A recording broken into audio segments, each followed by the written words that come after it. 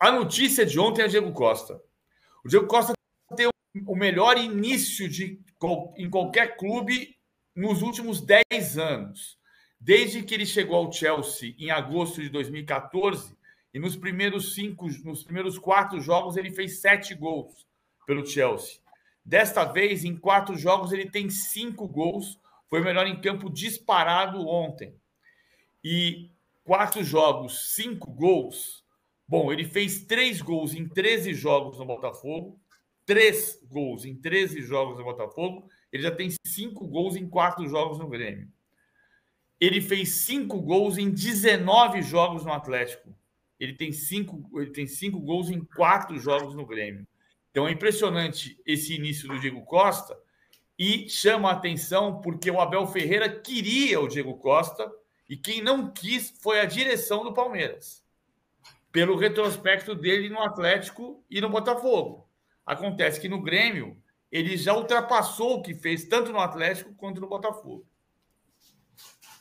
E o argumento de quem estava na negociação com o Palmeiras e que já tinha o sim do Abel Ferreira e argumentou com o Palmeiras quando o Palmeiras fez a consulta, é que a preparação do Diego Costa e o foco do Diego Costa em relação principalmente ao Botafogo, era diferente. E Palmeiras, diferente, tem a questão lá do Jogner, o tio do Diego Costa, que é super palmeirense, sempre sonhou em ver o Diego no Palmeiras. Tinha um componente ali familiar, emocional, e tinha um componente de expectativa muito grande do Diego. Mas, como o Palmeiras trabalha com números, trabalha com dados, trabalha com experiências anteriores, a análise de desempenho de mercado do Palmeiras viu que o Diego Costa, nas últimas 2 temporadas, não tinha desempenho bom, principalmente no Botafogo. E aí foi Leila e Barros votaram não, e aí o Abel acabou ficando isolado nessa escolha, e aí o Palmeiras pulou fora da negociação. Boa, bom bastidor. Agora, no jogo de ontem, o Grêmio fez 3 gols em 18 minutos contra o Caxias. Só que aí o Mike foi expulso porque ele levantou a perna na cara do adversário e quase complicou. Olha a foto, que impressionante. Quase complicou muito a classificação do Grêmio. E aí o Renato Gaúcho disse que multou o Mike em R$20 mil. Eu achei muito louco isso. Olha o que ele falou depois do jogo, o Renato Gaúcho. Só para vocês saberem que quando um jogador comete, por isso que eu falo, existe a caixinha. E eu multei ele em 20 mil, só para vocês saberem. Aqui se ganha bem, se ganha em dia, a estrutura maravilhosa do clube, mas se pisar na bola também vai deixar. E a caixinha agradece. Quero saber de vocês aí que estão ouvindo a gente. O que será que vai ser feito dessa caixinha? Churrasco, né? Eu quero saber o que você vai fazer com a minha caixinha. Vinho. Assim que eu puder. Eu já botei no mute aqui. Agora, tem 2 contrastes aqui dessa história do Renato. Tem 2 contrastes. Um contraste é o Maurício. Porque o Maurício foi expulso no jogo do Internacional contra o Juventude, levou um pito no vestiário, mas não se falou em multa, quanto mais de R$20 mil.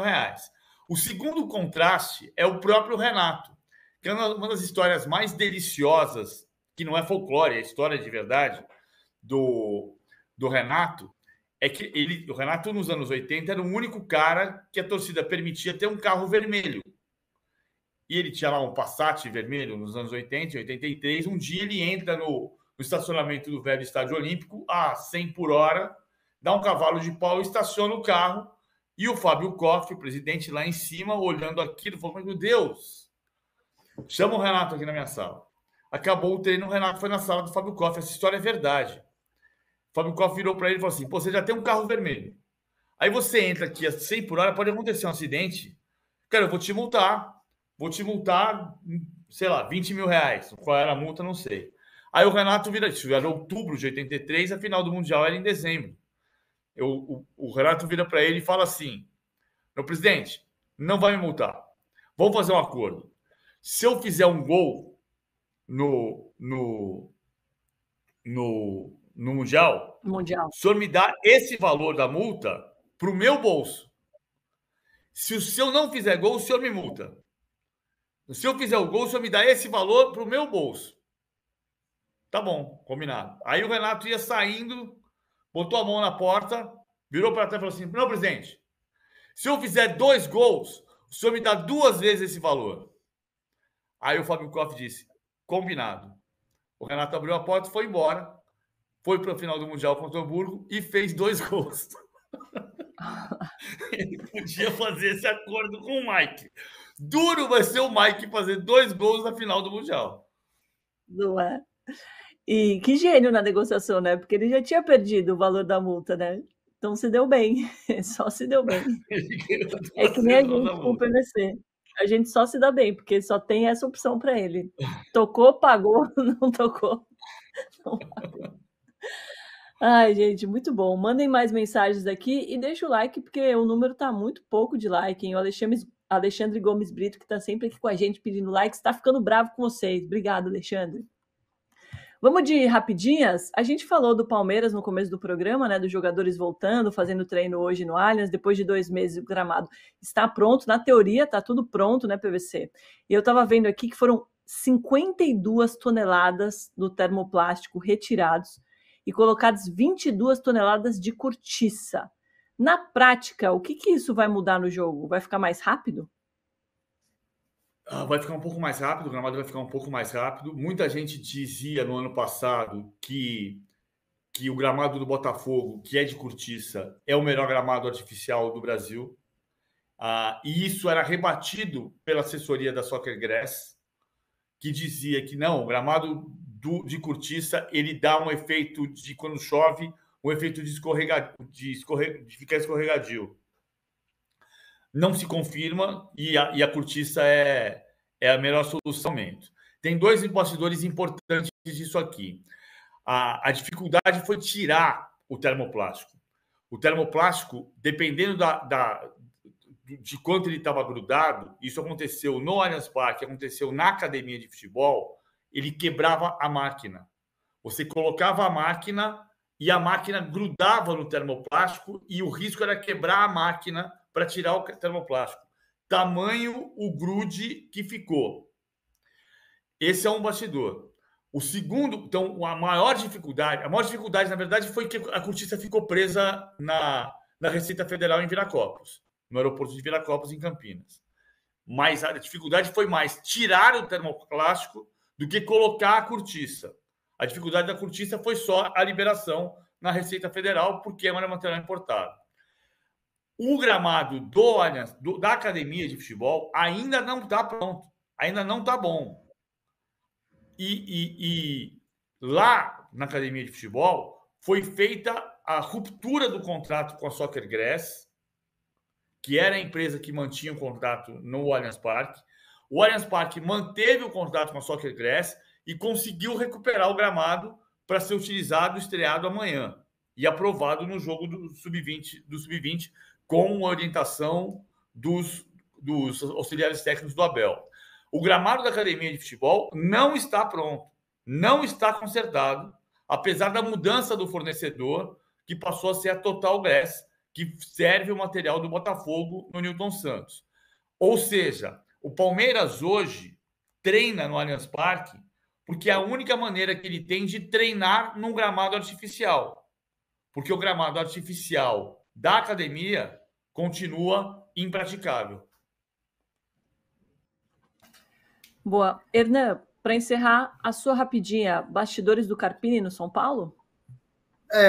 O Carpini, assim, existe uma diferença, e isso, o que acontece na rede social, o que acontece na boca do torcedor e o que acontece na porta do CT da Barra Funda para dentro. O torcedor está insatisfeito com o Carpini. Existiu um movimento de recuperar uma fala dele no Flow Sport, que é um podcast gigantesco que tem, onde o Carpini, quando não era técnico do São Paulo, participou e ele falava da dificuldade que era, que ele não gostava de trabalhar com a base, de jogadores mais jovens e tudo mais, que eles vinham com vício, aquela coisa toda, molecada e tudo mais. Isso foi recuperado, e aí foi feita uma análise de que ele usou pouco a base do São Paulo, e aí ficou uma corneta. É claro que tudo isso, o Carpini tem noção do que acontece, ele não tem rede social, a rede social que o Carpini tem é o Instagram, a assessoria dele que cuida, posta foto e tudo mais, ele não vê nada, mas ele sabe do que acontece.